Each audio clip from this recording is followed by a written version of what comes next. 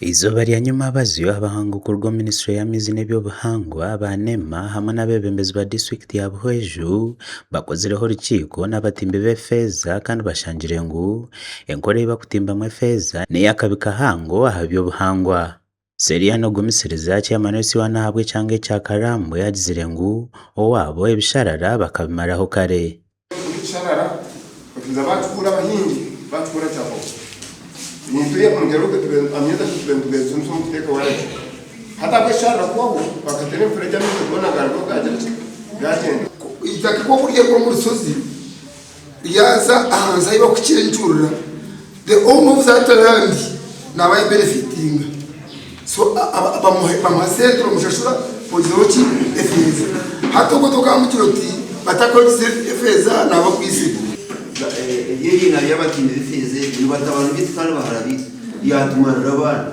yatumarira batunga kwandi bigira muri yose muzabukirize nasiza abantu kabashuka bunziki ahubwanga mwero kukubaga nensho mu kya kwandika yiho kukurabira mu machachi no museri kumereza abantu bakemu bakaputaruka Kishangirwe ngu myanya emwe nk'akarungu abari kutimba efeeza nibatimba itaka okuruga omu mishozi biza baryogeza omu kisharara okwihamu efeeza bahendera batabire ebisharara hamwe n'okushiisha omutindo gw'amaizi. When they make mistakes, of course, that one is, but they don't own a mining site where workers will employ them. And why we did that? Because we are also looking for technology.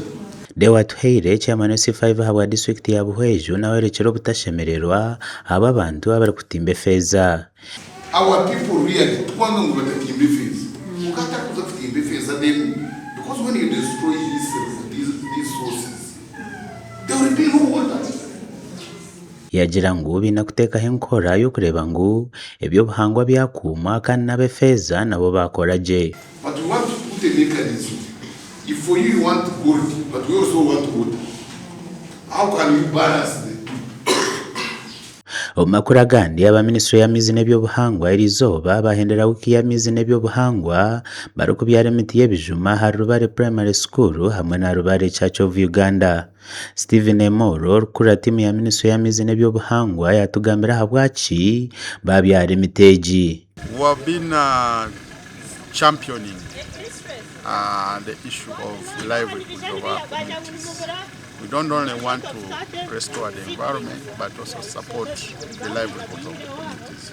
So here in Rubare, we have been supporting greening of this Rubare church and the primary school where we have been before, and we have provided them with a total of 180 assorted fruit trees.